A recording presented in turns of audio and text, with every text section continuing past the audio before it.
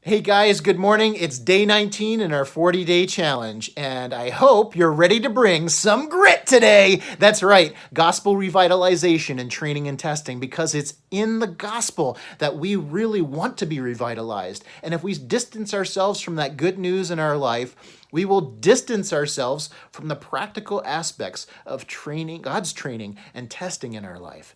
God's training of our body and soul to respect his design and live for his glory by his grace that continues to work in us.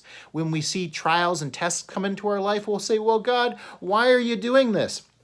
Haven't I gone to church? Haven't I read my Bible? Don't I pray? Well, frequently, mainly about my needs, but still, I pray God.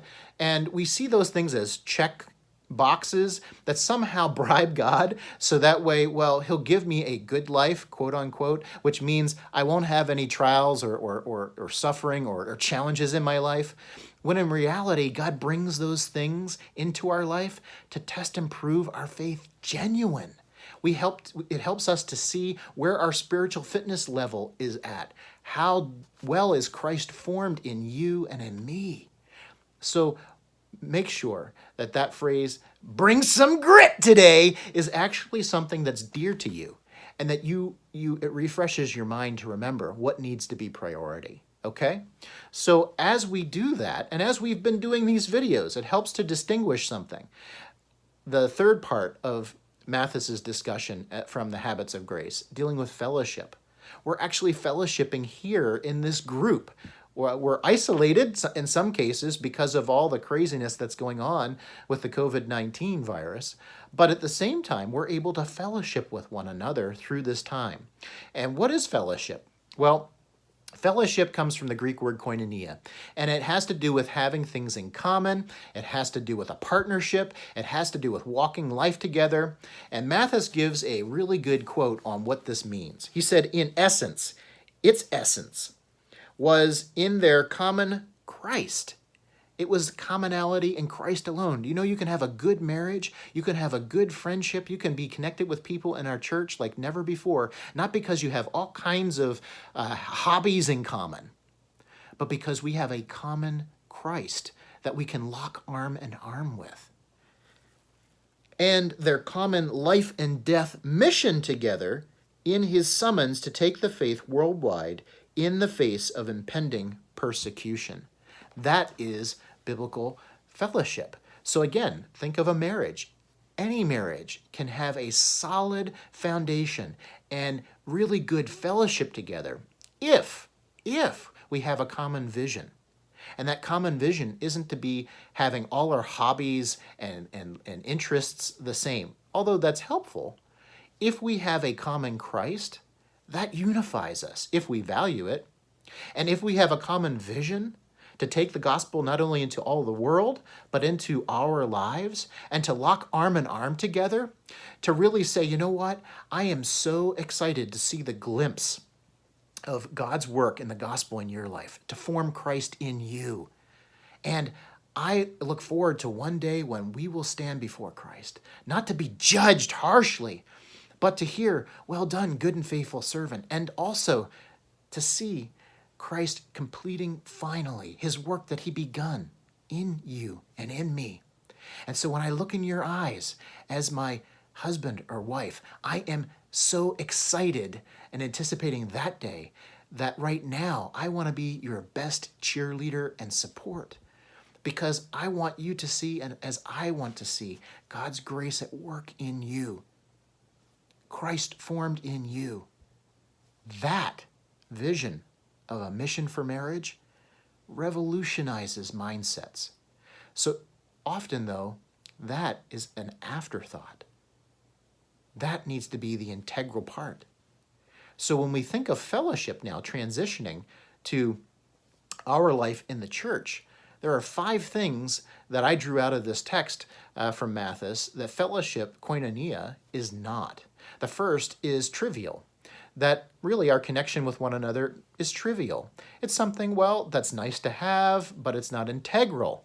And he said it's invaluable. It's essential. It is something that we can't do without. So in my mind, if I think that, well, connecting him with whatever I'm framing up fellowship to be, it's trivial, it's something nice to have, but I'm not all in, then, well, we've got the wrong understanding. Secondly, we often see fellowship as just chumming around for an evening. We have some food together and we watch a movie. And we think, well, that's Christian fellowship. And he's saying, well, wait a minute. That's actually not Christian fellowship. That is, well, it is good to have friendship with one another, but it is not what he means by commonality. It is not what he means by partnership, because it means partnership in what? Right? It's not partnership in having food and a movie together.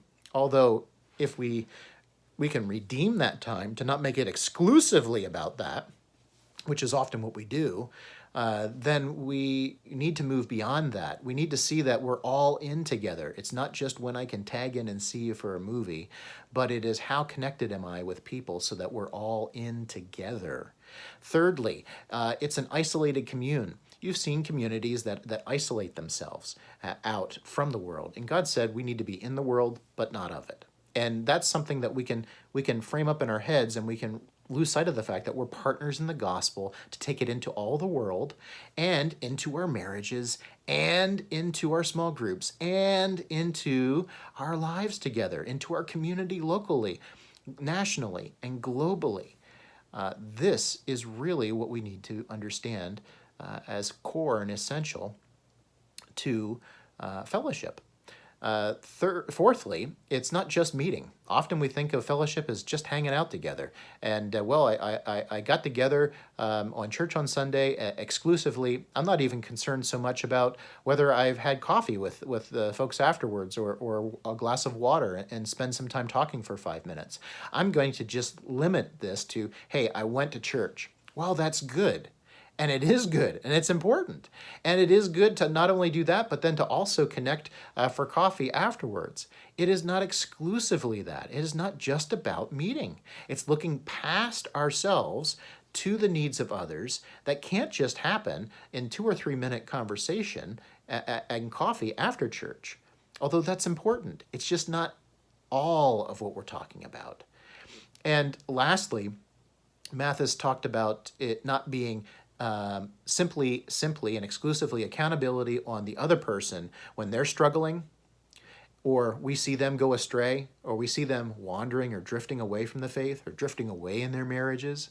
Well, we say when they're ready, I'll be glad to talk with them, or I can direct them to someone who can. No, Mathis said that is exactly the opposite. We need to pursue others. We need to be so dialed into their life and them into our lives that we can engage them. He said this on page 148 about this topic. He said, here the charge lands not on the drifting saint to get himself back on path, but on others in community to have enough proximity to him or her, awareness of him or her, and regularity with him or her to spot the drift and war with him, for him, against the sin. This means of grace then this means of grace then in such a circumstance has a unique function in the Christian life. It is not laid on the spiritually weak to muster their will and do their disciplines, but it is on the body to take up discipline on behalf of the wanderer, to mediate grace for the struggler, and to preempt apostasy by putting the words of truth and grace into his open ear and praying for the Spirit to make them live. Some of us don't like this. We would be glad to just go to church on Sunday and, well, have coffee or water after, and that's it. But to actually think that someone would care enough to approach us, that when they see us or they sense that we're struggling in our hearts or struggling in our marriages or struggling with our families or with friends or with work, and we begin to drift in our faith and we just let them go. We want that often, but we don't want that. We want to have the spiritual strength of God's grace at work in us. And one of the means of grace that God uses is our engagement in the lives of each other. Now, we're not the spiritual cops. We are looking to be the ambulance driver. We're looking to be the person that would step out in intervention. We're looking to cry out to the great physician to heal and to help. We're not the doctor, and we're not the spiritual cop. So think about that. How do you approach others? And how resistant are you when the ambulance driver of your soul shows up and is so concerned that they want to bring you to the doctor for care, that you rebuff them, or you say, hey, I'm going to jump to another church? If you're a consistent church jumper and hopper, it's usually because when people get close enough, all of a sudden you don't like it because they begin to see the challenges of the character that's lacking in your life. And we see them as some punitive agent, like a judge or a police officer that's coming to take us away. In reality, we're like the paramedics, you know?